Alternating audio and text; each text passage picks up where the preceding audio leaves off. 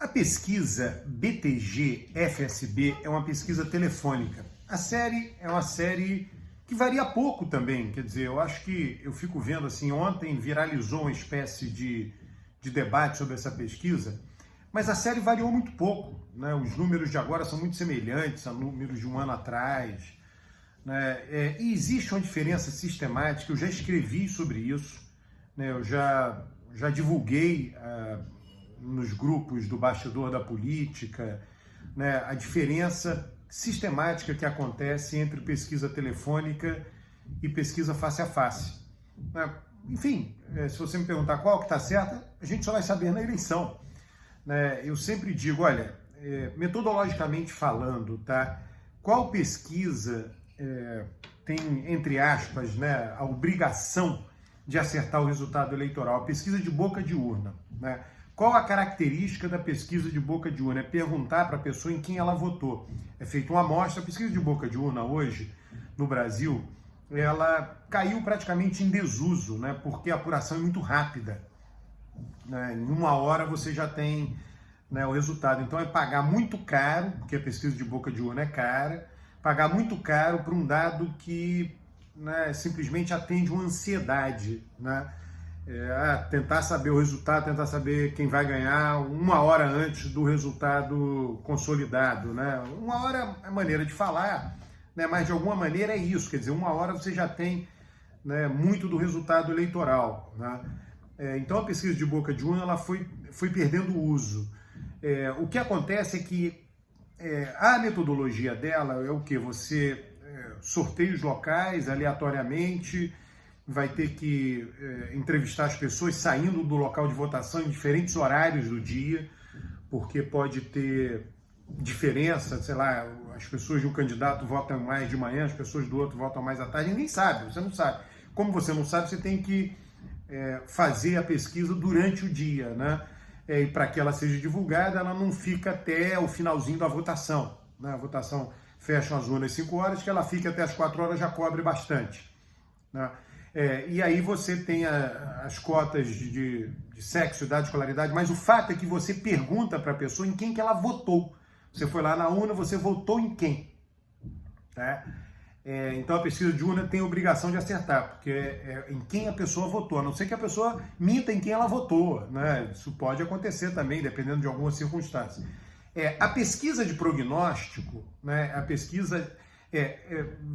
acabou se tornando comum no Brasil fazer uma pesquisa no sábado, que ela é concluída no sábado, e ela é divulgada no domingo de manhã, sábado à noite, domingo de manhã.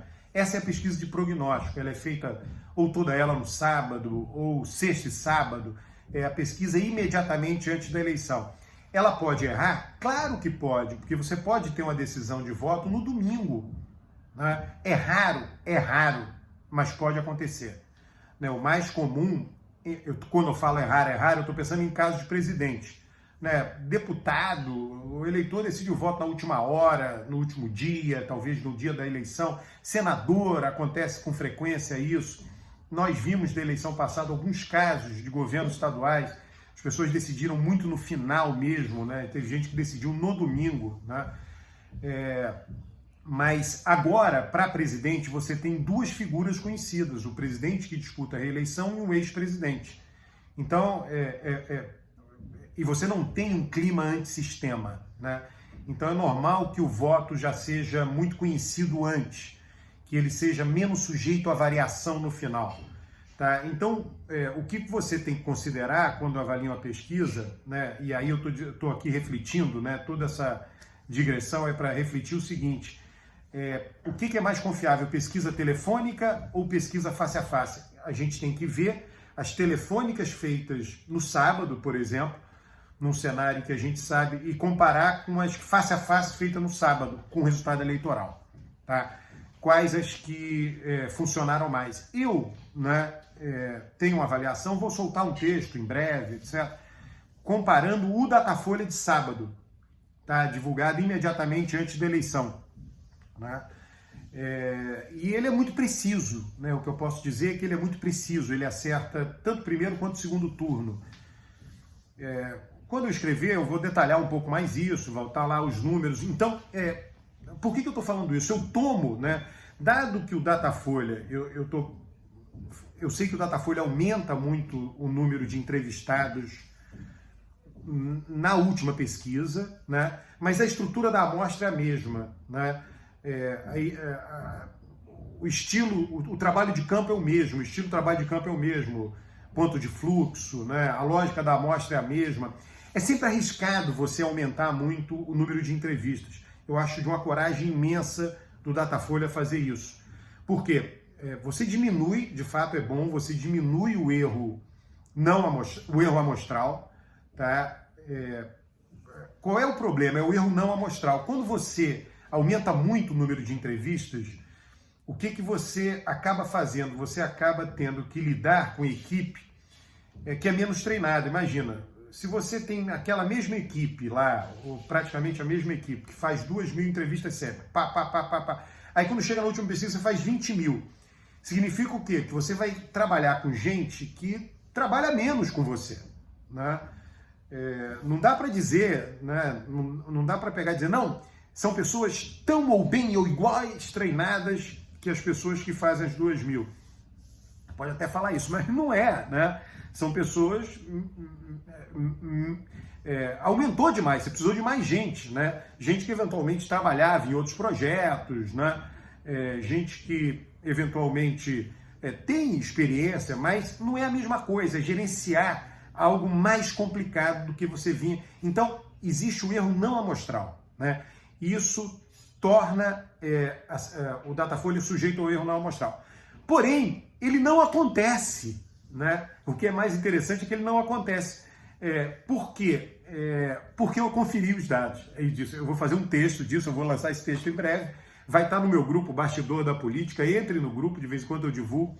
Então, eu tomo sempre como referência, né, a pesquisa do Datafolha. Uma pesquisa face a face, tem a mesma estrutura da amostra em toda a campanha eleitoral, tem o mesmo trabalho de campo em toda a campanha eleitoral. Então, é essa que eu tomo como referência, né, como o pessoal gosta de chamar, né, o nome em inglês, benchmarking, né? Ela é o meu benchmarking, né?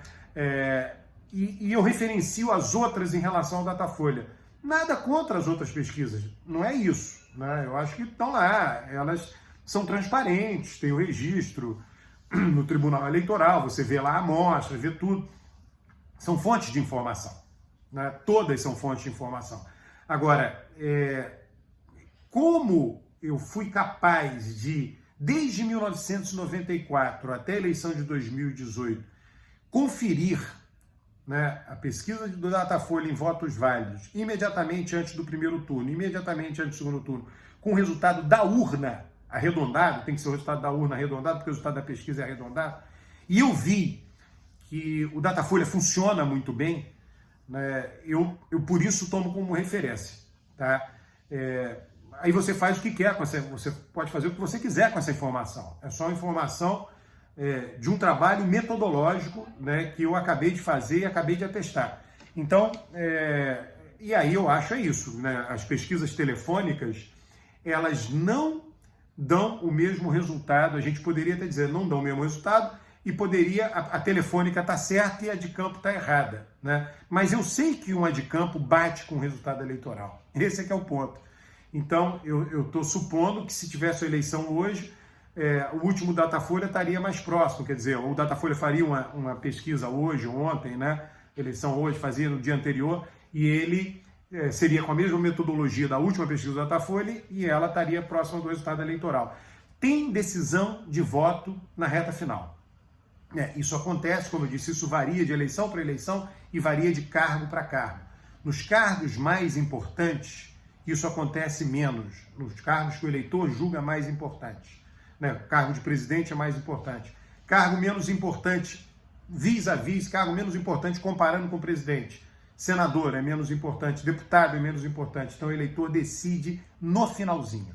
É comum que seja assim, tá? E aí eu repito, né? Eu creio, né? Eu não gosto muito dessa pergunta, você já decidiu o voto? A pessoa diz que já. Né? E depois pode mudar. Então é que eu digo, ela afirma que já decidiu até o dia que muda de voto. Né? Ela pode ter uma razão mais na frente para mudar o voto. Mas isso por um lado. Por outro lado, eu vejo de maneira indireta, né? Você tem aí dois grandes conhecidos da população. Lula é muito conhecido da população, Bolsonaro é muito conhecido da população. Então isso faz com que nós acreditemos que o voto esteja hoje muito decidido. Um grande abraço, inscreva-se no canal, comente os vídeos, traga mais gente para esse canal de YouTube.